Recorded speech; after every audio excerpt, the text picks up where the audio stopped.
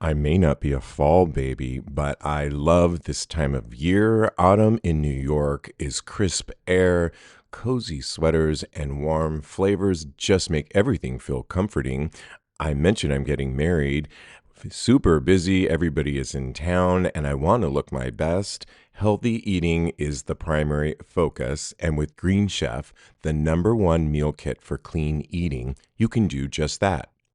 Green Chef makes it easy to spend less time in the kitchen and more time enjoying fall. And with their new Heat and Eat meals, enjoy a delicious, wholesome meal in just 3 minutes.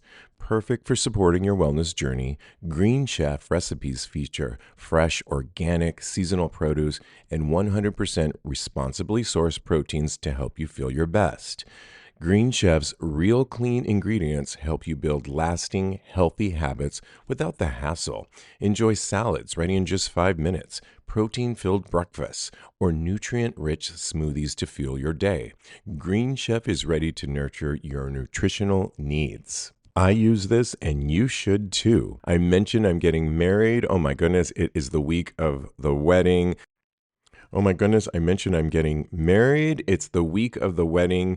Diego and I have been cooking up a storm, but we don't have a lot of time, so we just tried their baked lemon pepper tilapia with feta.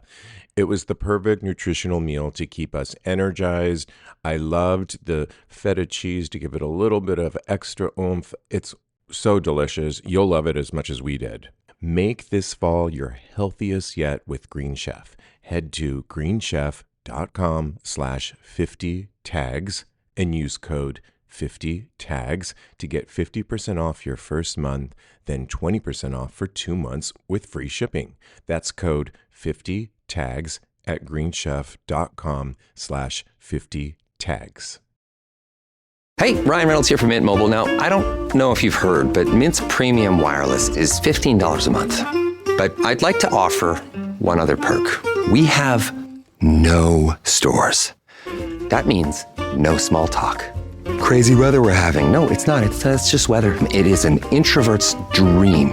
Give it a try at mintmobile.com/switch.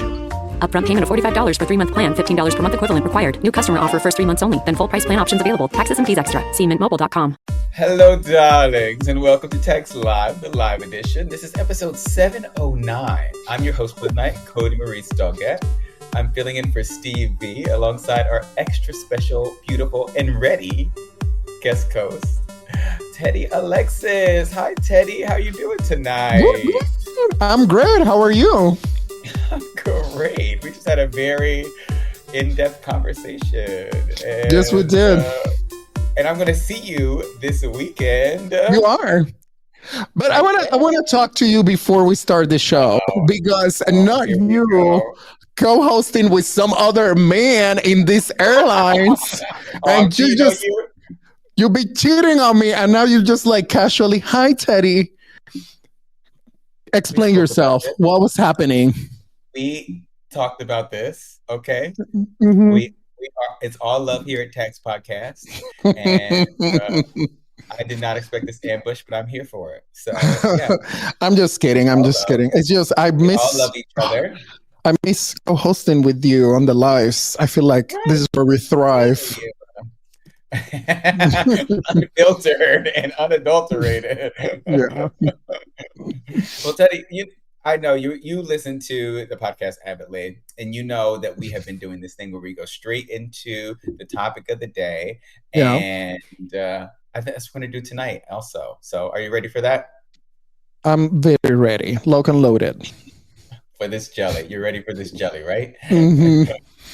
Beautiful, beautiful. Well, we had a discussion about masculinity and putting on masculine masks as gay men last week. And I kind of wanted to get right back into that and not really rehash it, but get your opinion on it because you weren't here last week. So I think it would be great to get your opinion on that and also touch on some topics that we didn't really get to touch on last week because I feel like there's more ground to be broken as far as this topic is concerned. So you down for that with me tonight? Hell yeah. Beautiful.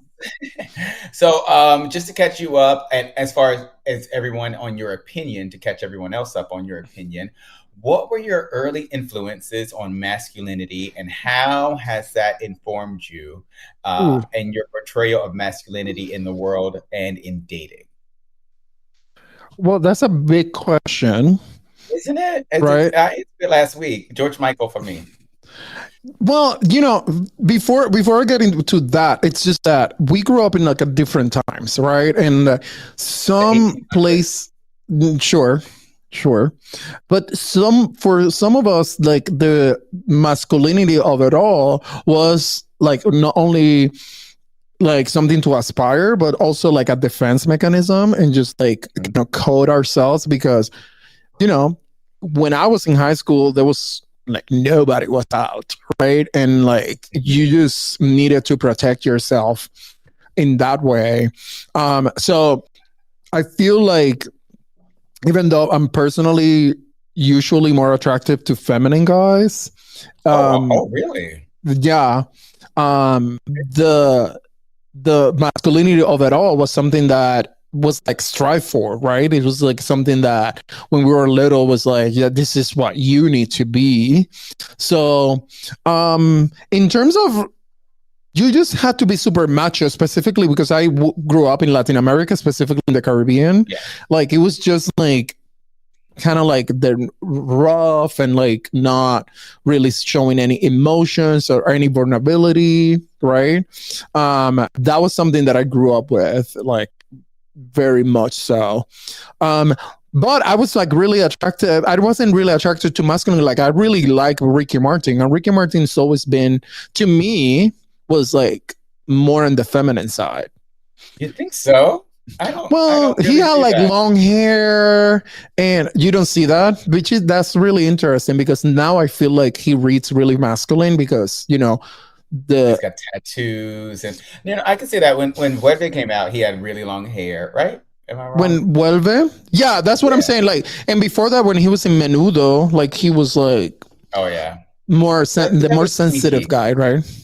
Oh yeah, that's what they cast him as. I wasn't really familiar with him when he was in Menudo, but yeah. Okay, I see that. Yeah. And I really I'm glad you touched on this because I wanted to layer in that this conversation has been had by 3 Latin men. So I think that a lot of that machismo is wrapped up in a lot of our DNA because, we grew up with that culture. So yeah, how do you think that has influenced your dating life? But dating is the opposite because I feel like, for example, like my best friend from college, he was like hyper masculine and he like really thrive on like people not knowing that he was gay. And like to him, it was, and we used to get into fights about this because he used to like just get so excited when people are like, oh, you're like so not a gay guy. And he would just get so like full, like his chest was like so full. And I'm just like, well, that's whatever. So in terms of dating, I'm more expansive, I think, right? As I told you, I'm like more into feminine guys, and this is eras. So like I might be talking about things right now, but like that might not be true in the past. Because when I started, like I didn't really started dating until like my late mid-20s. I was like a very late bloomer. I famously got into this podcast when it was like episode 1 to like expand my palette in terms of sex because I was like, she was dry. wait. Yeah. Wait, you didn't start listening to you started listening to this show when you're in your 20s? No, I started listening to this podcast when it was like episode 1. Okay, I get that. But you didn't come out and start having sex till you were in your 20s, therefore. No, that's not true. That's not true. I started dating specifically. The phrasing is what's important here, right? I mean, words matter, right? Words do matter because, we can always scratch and sniff anywhere, right? Oh, there was scratching and sniffing going on. I mean, yeah, I didn't start dating until I was in my 20s. And I don't think masculinity really went through my head as something that was a priority to me. I like affection mostly, and that's like what guides me.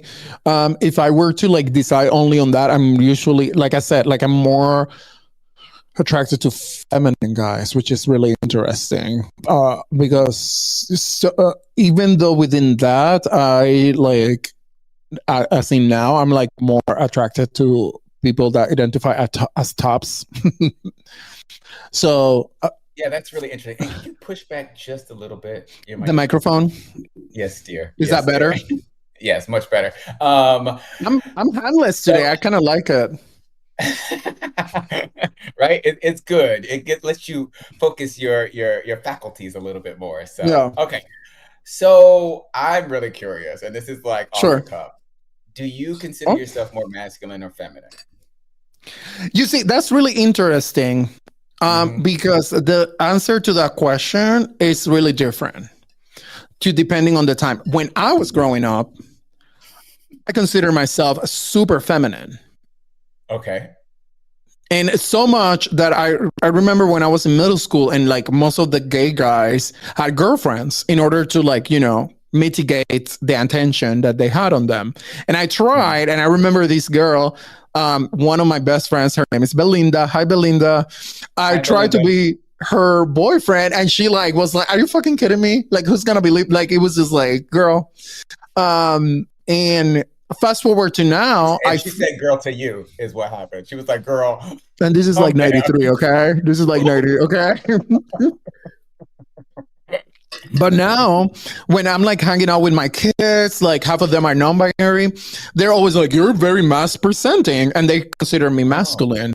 But it's the time. I feel like in the times that we have defined what are the signifiers, and at the end of the day, what is masculine, right? I mean, that's what we're here trying to unpack, right? Right. I have another quick question for you. Oh. I know you presented me with a question. Okay. But do you feel at all that you have had to portray masculinity at all? Or are you doing that now? Are you doing that in today's present time? Is it a mask that you feel you have to put on? As an actor, yes. Okay. Oh, look at this perspective.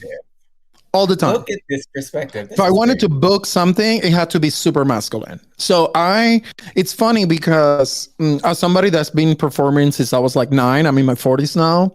I remember specifically my first show that I booked when I was in college. I was a freshman. The director fired me. And not because I've missed rehearsals. He fired a bunch of people because they missed rehearsals. But it was because I was gay. Like I was presenting gay in the show.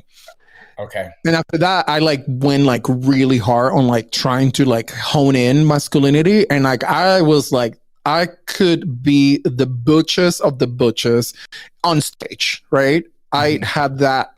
And there was a point where I kind of killed that. Can I say one thing really quick? I'm sorry. Yeah, of course. It's just I would like to come see you perform because I would like to see that person. I've never seen them that in you. So I don't do that anymore. That's what my point was. That was what my point was. Because I did this show. It's called El Olor de Popcorn, the smell of popcorn. It's a 2-person show. It's a Puerto Rican show. And there's this kind of like homeless guy that breaks into this girl that is getting her bachelor's in theater apartment to steal her rent money. And she like acts her way out of it. And it's this like really like drugged out guy. And that was when I did that show, I kind of like cleanse myself from that. I'm like, I can do this. And everybody was like really happy with it. I was like, wow, that's amazing. And then I was like, now I'm going to start exploring my identity as a gay man. And then I started writing plays and using some of my short films. So it's all about the intersectionality of Latinidad, but also the LGBT intersectionality. And I'm very intentional about that.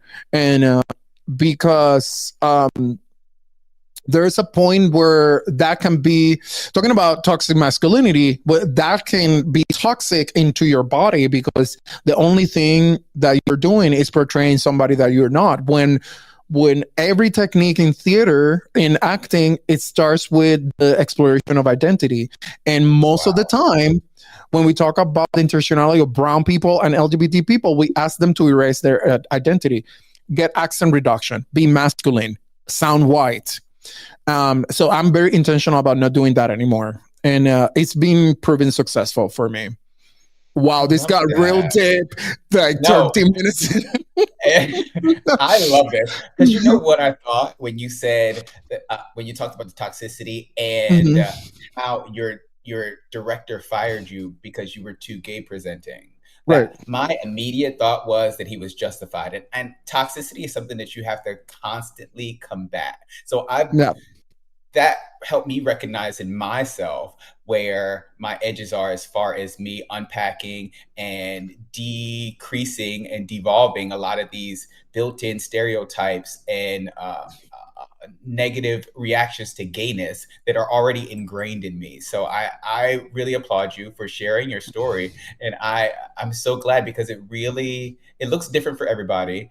And wow. This is just a great conversation to have. And it's interesting because that director, the only person that got fired was not because they were like missing rehearsals, or because what happened is that the school went on strike. And what people do when the school goes on strike is that you're either on the strike or because you're in the island, everybody goes to the beach.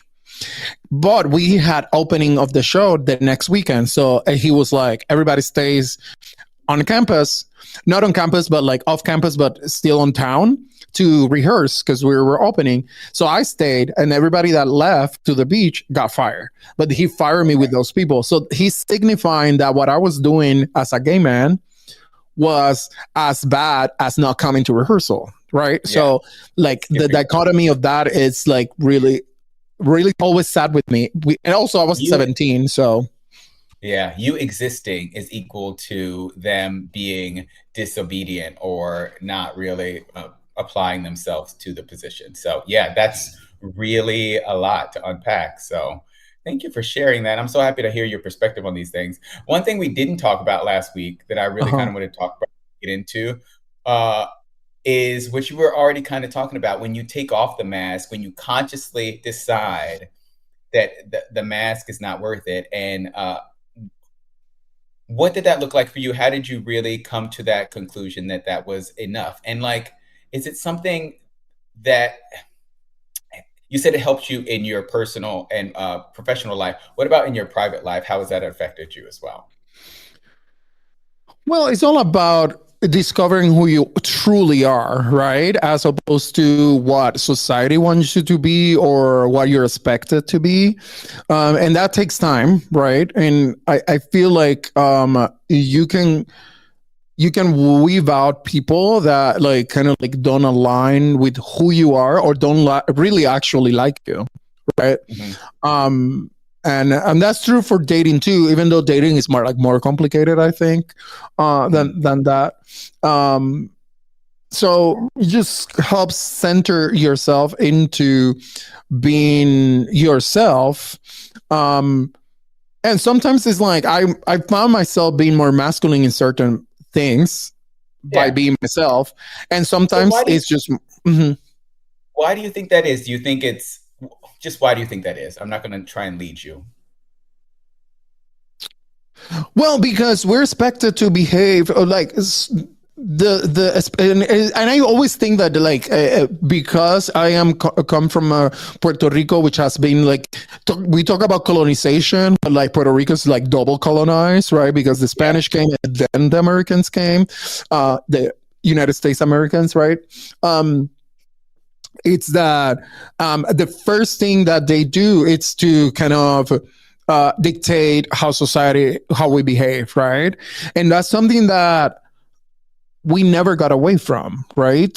Like how we changed the Taino people and the black people that came through to the islands to even like suppress our emotions, right? Like they codify us how we behave, and that has to also sweep through into gender norms, right? Taino women were able to divorce, you know, and this is like before the 1500s, and then we don't have divorce until 1950, so it takes 400 years to like get back to that. So imagine just simple things as masculinity, right? And I feel like when you're living in your truth, part of it is like discovering who you are as just like a human, and it's just a self-discovery by uncolonizing your mind as well, which some people like they don't even know what that means. Yeah, colonization has really stripped a lot of people of a lot of fruitful practices that were out there way before, quote unquote, the civilized world was here. Yeah, you spoke on. There's so many things. So I think that speaking on that, like there's a lot of matriarchal societies that were ruined because of the colonization, and Right. yeah, just colonialism in general has taken a lot from a lot of people, and I think that if we can rediscover some of those roots, that would be great. And I think that also when as far as masculinity is concerned, I feel like since we're on the topic of colonialism, which I don't even know how we got here. Well, no, because we're talking about performing masculinity. And that's important because you and I come from the indigenous people of the Caribbean. And that's the Taino people. And because I'm here, I'm going to like do a little lesson. And the indigenous people. And me, and yes, I have Taino Indian in absolutely. Me. There's no question about that. And the Taino people, not only they were like one of the first indigenous people to not have gender norms. Like they had female cacicas, which were the leaders. They were warriors. They did everything in that cult that their society had. And when the Spanish came, they were horrified by this, right? It was like, how dare you have a woman be the leader? Like all of those things. And it took literally centuries for us to even have a female governor. So like you have to think about those things and think about your ancestry, right? And that will inform who you are because you're building on what they did. And some of it was erased on purpose. Erased. And I mean, I'm Black too, so a lot of African cultures had that ingrained in them as well. And as far as their masculinity, a lot of it was thrust upon them. It wasn't necessarily ingrained in their society at the time. So I hear what you're saying. I think it's fantastic. And I think it's a great look at how your past and what happened in the past, and even with your ancestors, I think a lot of that carries through to you in the now, even though it was hundreds and hundreds of years ago. I think a lot of that is ingrained in your DNA right now. So absolutely. I see how that's relevant and how that can really lend itself to inform you on who you are and who you're becoming. Let's talk a little bit more about like the gay community in general, though. Sure. Do you think we as gay men, and again, I'm saying in general, I'm not saying everybody. How do you think? How do you feel that we cope with masculine ideals in society? What do you think that it says about our need for approval in the society? Well, if we look at history, I'm like, why am I a professor today? You are. The first thing that we did as a gay community after Stonewall was to eliminate and ban all the people that were non-gender conforming, specifically the trans women that were the leaders of the Stonewall movement, right? And we still have been reckoning with that. Girl, right? We're still dealing with today, that right on today. Right? Because the first thing we do is like, let's not include trans people, even though like most of the things that we have today is thanks of the trans people that really had no choice but to, revolt, right? And because they revolt, we were able to have rights that might be on the chopping board like as soon as like in a couple months, right? So that's something I don't know if we have reckoned with, but I am very intentional about, knowing not only what I'm doing, but also what the privilege that I have with how I exist, and how can I use those in order to expand my community and give those access to my community. Because as gay men, we are literally the people that are closest to the heteronormative. So we are the ones that can actually create those bridges, right? And apparently, once we got gay marriage, we're like, we're good, close the door, go away. So we have to be intentional about that. And I think that that's when we are going to like embrace our masculinity, and because most of the male, people species are like protectors and like to try to get everybody else kind of in line. So let's actually come into our identity. Oh, okay. All right. I didn't, I haven't met too many men that are protected. No. No, but I hear what you're saying. And I really. It seems like an opportunity for growth. Oh, there it is right there. I know I'm a protector. So me and Beyonce. But I hear what you're saying. And I think that like taking it from history and bringing it into the now, I think that a lot of that, for the need to be accepted by society, has thrust upon us the idea of having to fit into heteronormative ideals, basically. And I feel like a lot of people and a lot of gay men out there are really kind of putting on this face just to help them fit into society. So I really think that that's something that people should unpack, maybe by looking back and seeing how they've maligned certain groups of people in order to get ahead, quote unquote. And I really think that that's important for us to, as a community, to really look at. So yeah, I hear what you're saying. And I feel like it is a coping mechanism. So I feel like a lot of people shouldn't beat themselves up, because at the end of the day, they were just trying to look out for themselves. But it's a good thing to recognize and see how you can move forward without causing harm. So yeah, I think that that's what the biggest ideal for me is. There's one more thing that go ahead.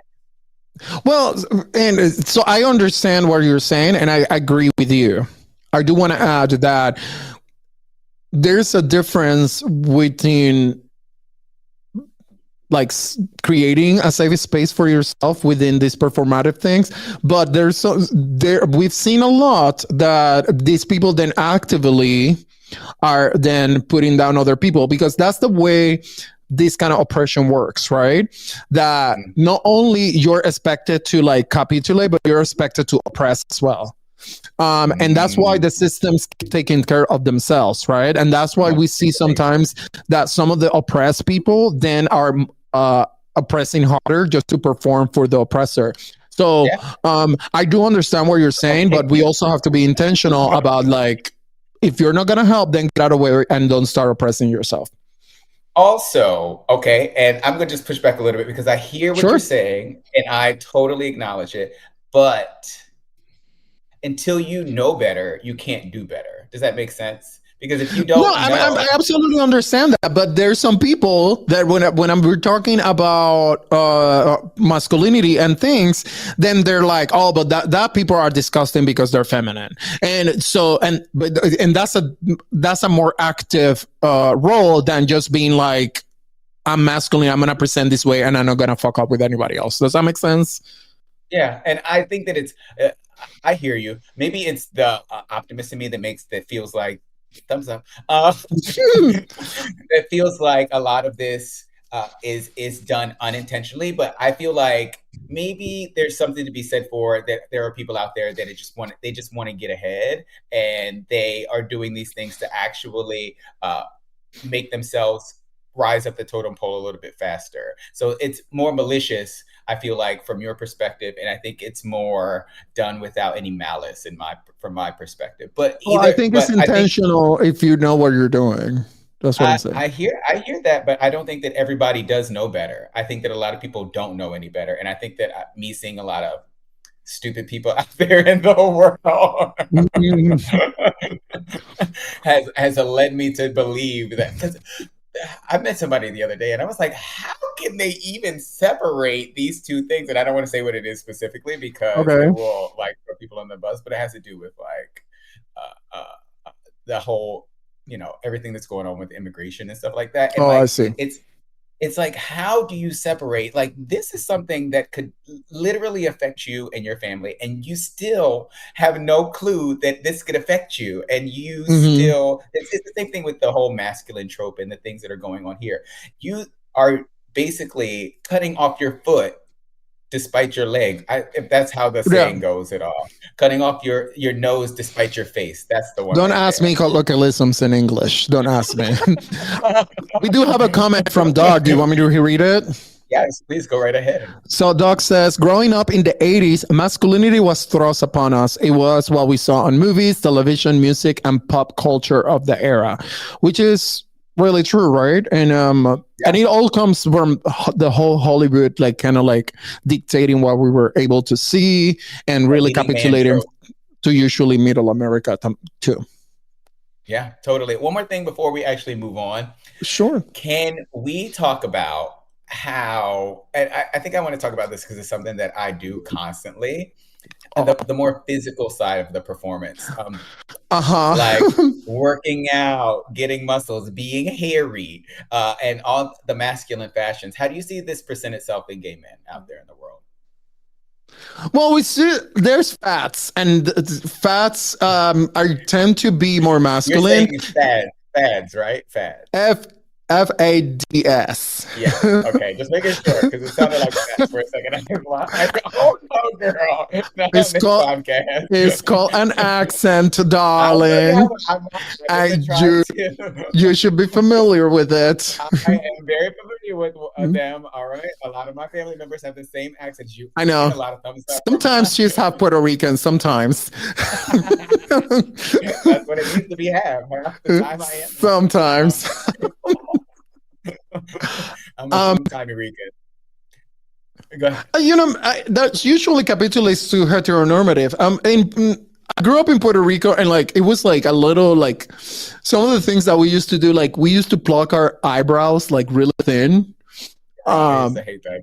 I used to be like, "This is a mess." I'm sorry, but you did that. I want to see pictures. Oh yeah, I had like my friend used to call it like drag queen eyebrows, like really thin. Shave our legs too was like, so it just depends. It's like I think it's like that's cultural. Yeah. At some point, you're just comfortable with what you like. To me, I let my beard grow because my agent said that it was probably better for booking roles. So I did, and then I was like, "Wow, this is like nice." So I left it grow. So it's just a preference for me. What about you?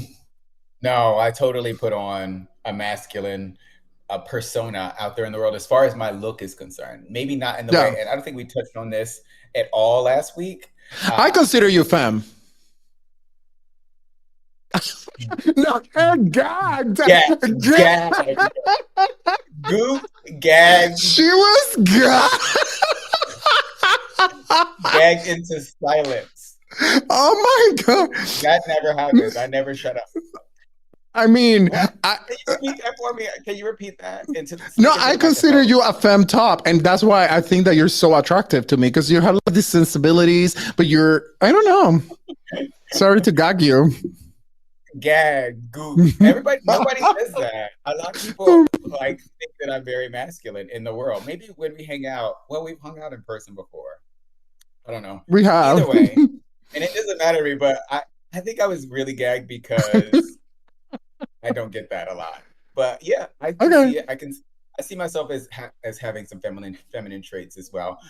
But we were talking about the way I look on the outside, and I think that the muscles and the body hair and a lot of that, I think I've been, especially on the phone, like I've been misgendered a lot. So I think you see, so you're mass presenting, but more femme in terms of mannerism. I think so. I really to my perspective, so. But to someone else, you might be like I'm telling you, it changes, right? So what I think it is, I think that, and I said this last week, I think both sides of me I have both feminine and masculine energy, and Mhm. Either way, I feel like a lot of it, George. I feel They're like dead. depending on the situation and where I am, I think that either one can come out. Like if I'm kicking with my friends, I think you, James. You see, everybody's agreeing with me. I'm just saying It the is chat what it is on is. fire. The chat is on Either fire. way, if I'm a blouse, if I'm not a blouse. Blouse, blouse. I think that I have masculine and feminine energy that I use in different situations. I feel like maybe it's a bit of code switching. Maybe it's a bit of me harnessing certain energies in certain No. I can start laughing in certain situations. But I think that for me personally, the outside has saved me from a lot of, I feel like, persecution, a lot of Sure. because me be presenting as more masculine out in the world if I don't talk, I guess. Yeah. I mean, and that's part of the privilege too, though. They just assume that I'm a straight man walking down the street, and they don't fuck with me, basically. Like, Yeah. it saved me from a lot of harassment, I feel like. So, Mhm. unless I say, "Hey, girl, how you doing?" Go ahead. Yeah. Wow. All right. Do you see that point? Even though I'm a blouse. Oh wow. I'm going to talk about this all the rest of the show. Well, I do like what you're saying, because like what you're saying in a sense is like, you do have the privilege to like kind of code switch in a little bit, right? So yeah, definitely. But there's people that don't have that privilege, right? So for sure, definitely. So yeah. Okay, all right. Is there anything else you want Gagged. to unpack Gagged. before we move on? You definitely gagged me. I don't get gagged very often, and you can say you're one. We do have one comment. Okay, go ahead and read it. Well, other than everybody calling you blouse in the chat, one Doug person says, called me a blouse. hey. Doug says, if you remember, men in the 70s and 80s, body hair and facial hair seemed to be more of the norm. Then in the 90s, body hair and facial hair seemed to be fall out of fashion. Now body hair and facial hair seems to be more on fashion. Yeah, so fats. Yeah. Mm-hmm. Yeah. Mint is still $15 a month for premium wireless. And if you haven't made the switch yet, here are 15 reasons why you should. 1, it's $15 a month. 2, seriously, it's $15 a month. 3, no big contracts. 4, I use it. 5, my mom uses it. Are you playing me off? That's what's happening, right? Okay, give it a try at mintmobile.com/switch. Upfront payment of $45 for 3-month plan, $15 per month equivalent required. New customer offer first 3 months only. Then full price plan options available. Taxes and fees extra. See mintmobile.com. Totally. So I get it. Thank you so much, everybody, for commenting. Thank you. Is there anything else you want to do to wrap up this conversation that you want to say? Well, I do want to publicly apologize for gagging you, but other than that, we're good. You were due for one. It hasn't. I'm telling you, it hasn't happened in a long time. So wow.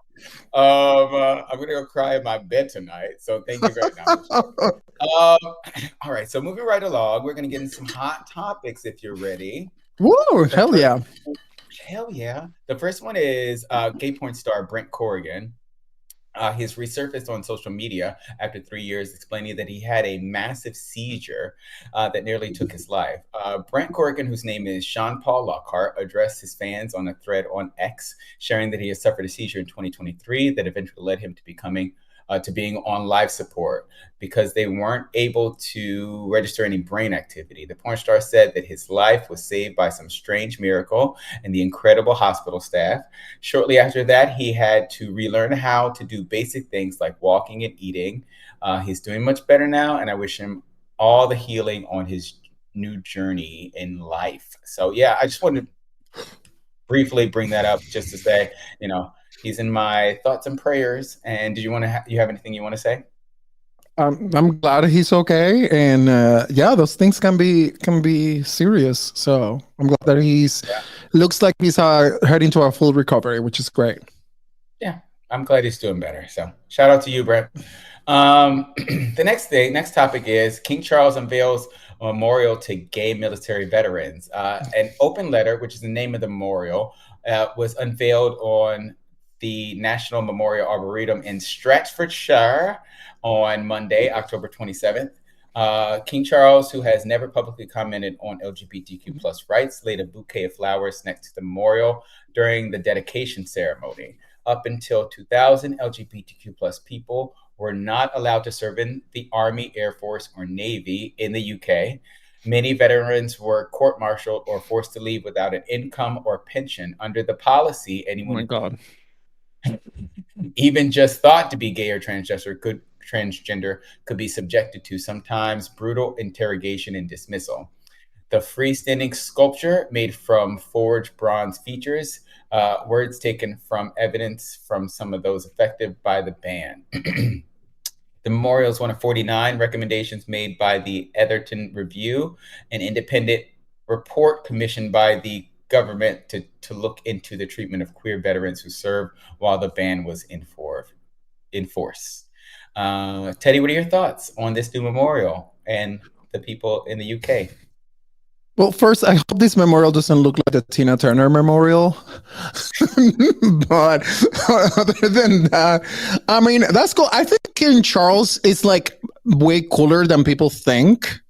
So, Well, he used to hang out with like Joan Rivers, and like he used to have like all these jokes. So he like really likes comedians. So I think this is really cool. It seems like the UK is heading to a direction that should be emulated by the United States, since the United States seems to be going to the wrong direction. So I clocked that one. So I'm happy for the UK. I mean, I every time I see UK television, it's like so better done than our television. So I'm like always like, oh, wow. one day. Yeah, I'm glad making strides to course correct a lot of the things that they had done in a discriminatory fashion in the past. So yeah, I'm really happy for this, and I'm happy for King Charles. I hope he's as cool as you think he is. And yeah, R.I.P. Joan Rivers. Anything else you want to say? Rest in peace, Joan Rivers. I miss Joan Rivers, don't you? Oh my God. I do. I miss Joan Rivers. She was so she never was politically correct, but it always was funny. And I tell people all the time, if you're going to be an asshole, make it funny. So Funny's funny. You do that really well. That's right. All right. So next topic is about Bad Bunny. And here's a shocker. If you're against Bad Bunny headlining the Super Bowl in 2026, shocking. There's a high probability that you're also a homophobe, and an even higher probability that you're a Republican. According to a recent poll by Quinnipiac University, I hope I pronounced that correctly because it is a kerfuffle of letters. The division around Bad Bunny's performance seems to be sharply divided along partisan lines. While nearly half of the participants approved of the NFL's decision to feature Bad Bunny, nearly 63% of self-identified Republicans disapproved of the move. By contrast, and that seems like a low number if you ask me. Just say. Anyway, and by contrast, the decision was favored by 74% of surveyed Democrats. Additionally, race and age also played a factor in approval ratings. His performance received the most support from both Blacks and Hispanic respondents, as well as adults in the 18 to 34-year-old range. Are we either one of us in that range? I'm 16. Almost. We'll almost make it. We're almost there. That said, the controversy around Bad Bunny's performance boils down to the fact that he sings mostly in Spanish, and you'll understand, but I won't. I'll only catch like 5 words, and is a loud and frequent critic of the Trump administration. Teddy, are you shocked by any of these numbers or stats? And what do you think about Bad Bunny performing in the Super Bowl this year? First of all, this is one of the most unnecessary studies that I ever heard. Like, it's just like it tracks, everything tracks. I'm super biased because I don't know if you know this, but I am in 2 of Bad Bunny's videos, like 2 albums ago. Oh, you're trying to be in one of mine? I'm gonna direct one of yours. Even better. So I am in. I am Look out in for it, y'all. Bad Bunny's Vete and Ignorantes. So Google it and you'll see me or That hear last me one because sounds one of them is just good. hear me. Oh Huh? yeah, ignorantes. That sounds like you to a T, honey. Oh no, be nice. Be nice. You I think called Bad me a Bunny, blouse earlier. but It it's wasn't true. even 5 minutes ago. But Bunny's a really cool dude. He's obviously way younger than us, but he's have kind of did do something that I haven't seen before. And Puerto Rico, it's a land of a lot of like really big artists. It's the home to a lot of people that do really great art. So just the fact that he's been able to not only succeed in Puerto Rico, but also be a global star and one of the few people that actually he just has art that he's not doesn't capitulate to heteronormative, and that's I think was like just his identity is political because he has all of these things that are like naturally from Puerto Rico. He doesn't change the accent. That's why people are, I don't understand it. I'm like, well, spend more time with Puerto Rican culture because that's what he's doing. He's just being really authentic. And I've loved that about him. And he's a cool guy. And he booked me into video. So hey. He's a great guy, and I can't wait for his music to the world to be exposed to his music, because I think this is going to really transform a lot of people's opinions on him. Honestly, I was shocked at how low the number of Republicans that did. 63%. That's really close to 50, and I really thought that it would be way higher than that. I thought it was going to be maybe like 74 or 80%. So that disapprove, is that what you're saying? They disapprove, yes. 63% of Republicans. Well, it's because also like there's always like this narrative of like everybody is disagreeing. I'm like, what? Because 3 people on a podcast say that they don't care about like.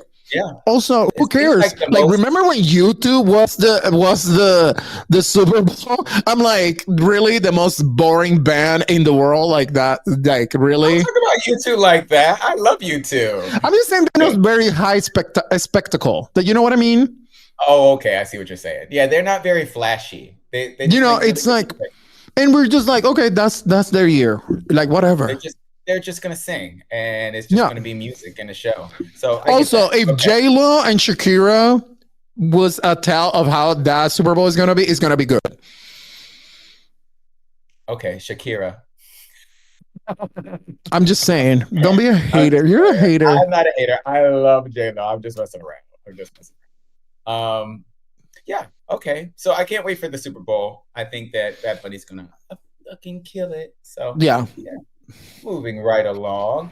Teddy, do you know what a slutty chat bottom is? No, but you're gonna tell me. Am I? Maybe I'll make you Google it. Okay. All right. So I didn't either, but until I heard about the new book from Mike Albo, which is entitled Hologram Boyfriends, Sex, Love, and Over-Connection, which I just downloaded on Audible because it's now available on audiobooks too as well. So go out there and get it, because in the book, Mike expresses how he has somewhat of an addiction to online chatting.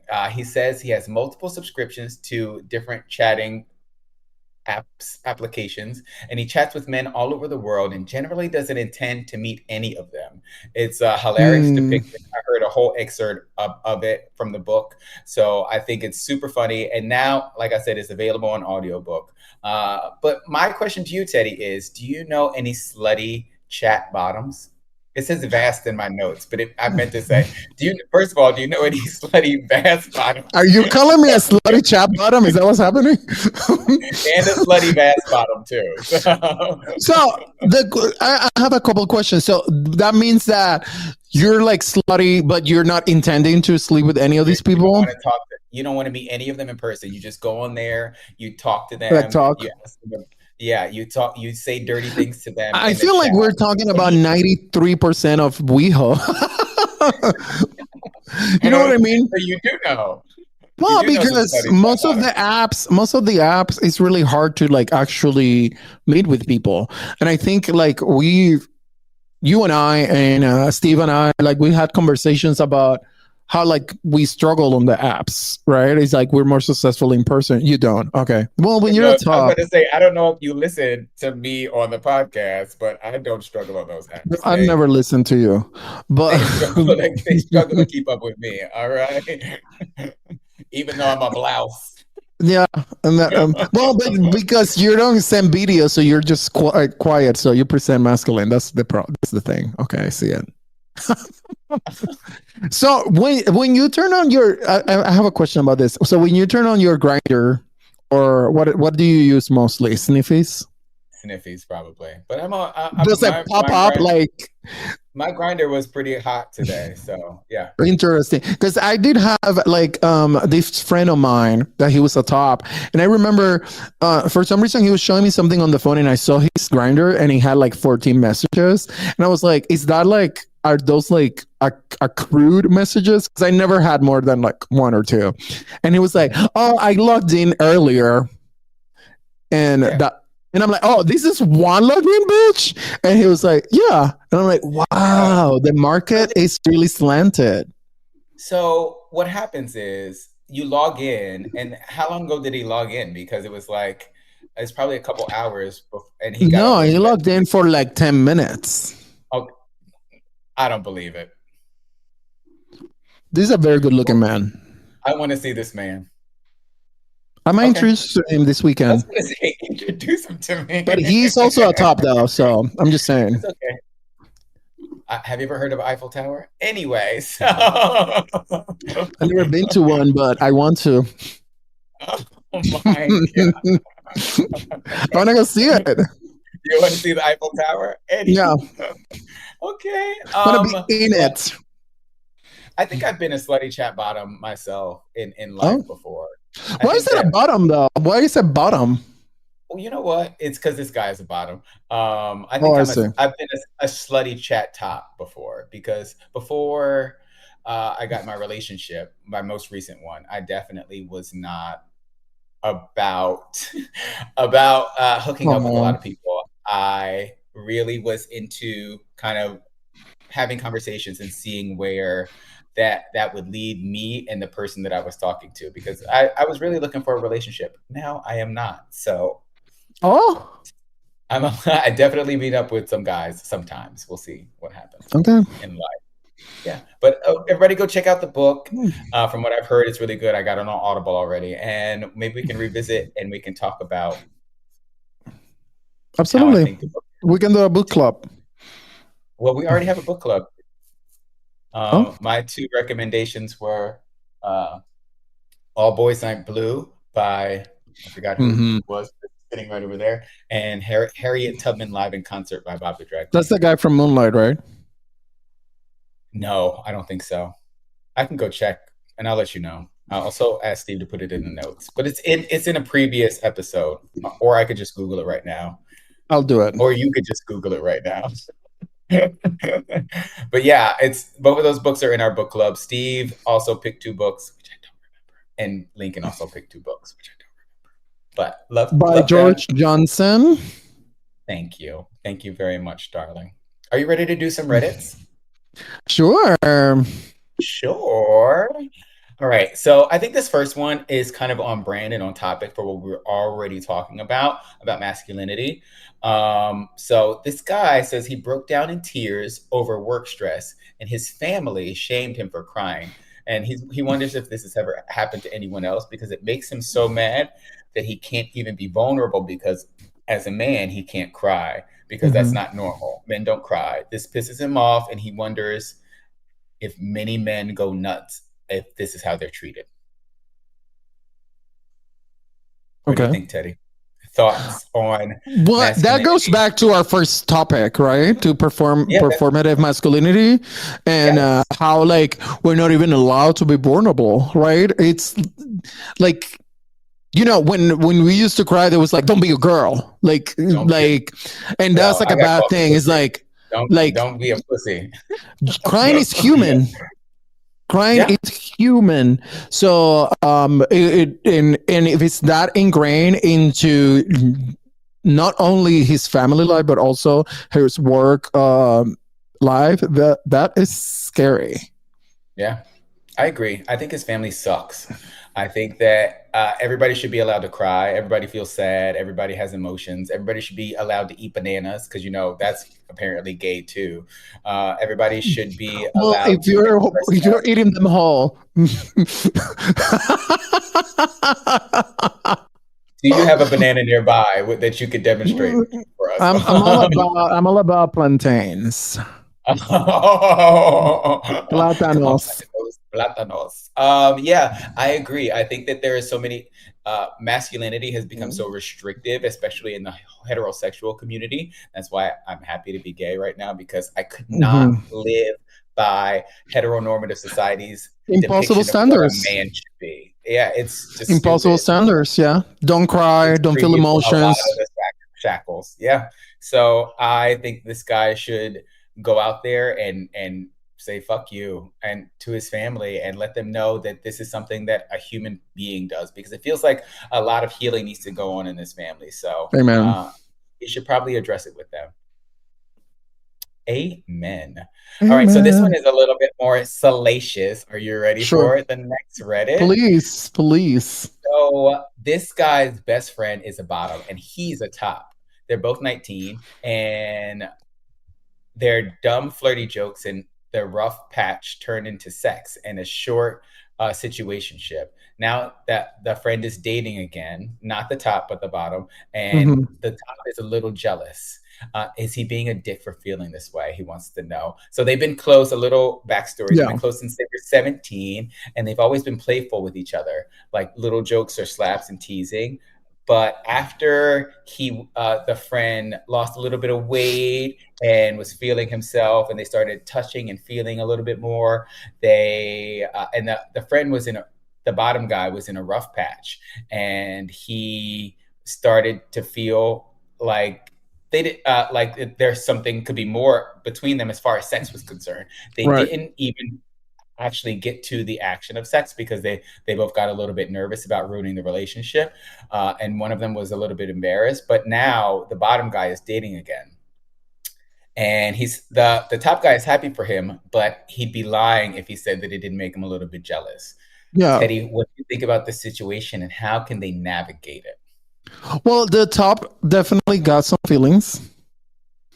So he was, because these are things that are hard to navigate, because even like sometimes I'm like in a like clear relationship, like with friends with benefits, and then like something happens that you're just like feeling certain kind of way, because go back to acting training, is that anything that you're doing, your body's not going to know that you have intellectualized in a different way.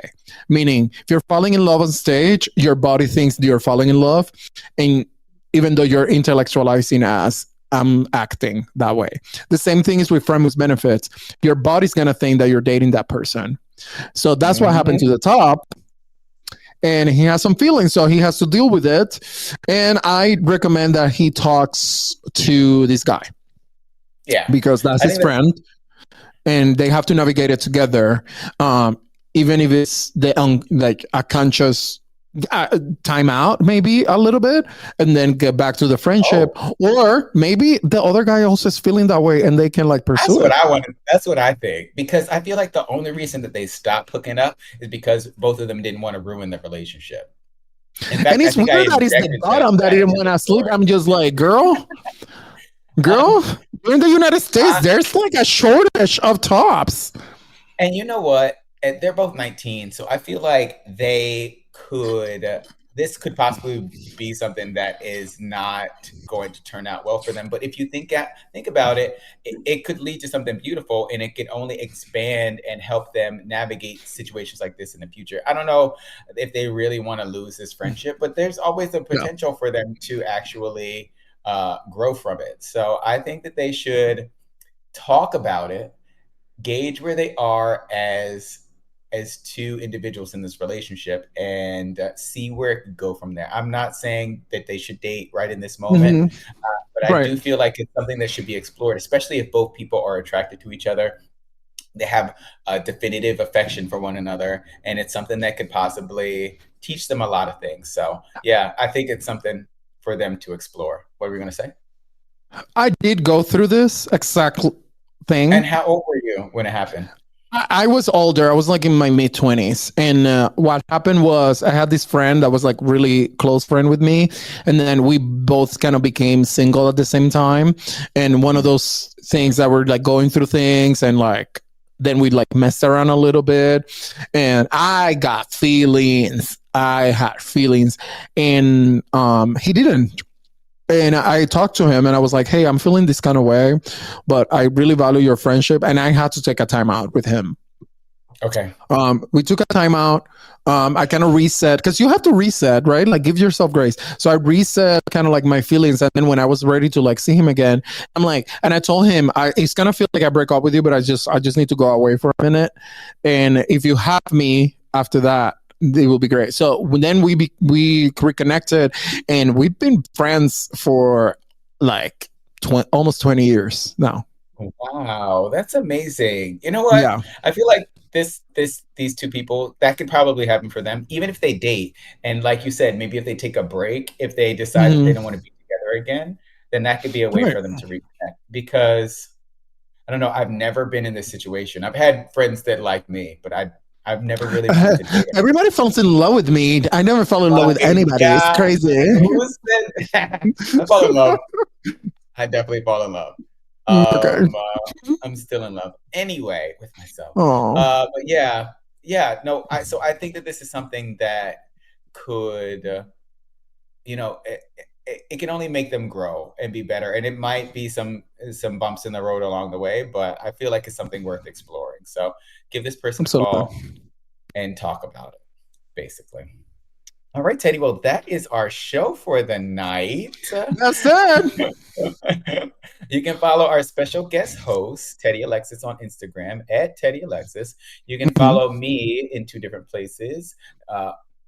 Actually, Blue Sky at Mr. Maurice, at Instagram at Mr. Maurice. You can follow the show and Steve at I am Steve V on Instagram and Tax Podcast on Twitter. So yeah, that's our show for tonight. Thank you so much for coming through, Teddy, and absolutely hashing it up with me. All right. And in the meantime, continue having hot gay sex. We missed you, boo. I miss you. Bye, everybody. Mint is still $15 a month for premium wireless. And if you haven't made the switch yet, here are 15 reasons why you should. 1, it's $15 a month. 2, seriously, it's $15 a month. 3, no big contracts. 4, I use it. 5, my mom uses it. Are you playing me off? That's what's happening, right? Okay, give it a try at mintmobile.com/switch. Upfront payment of $45 for 3-month plan, $15 per month equivalent required. New customer offer first 3 months only. Then full price plan options available. Taxes and fees extra. See mintmobile.com.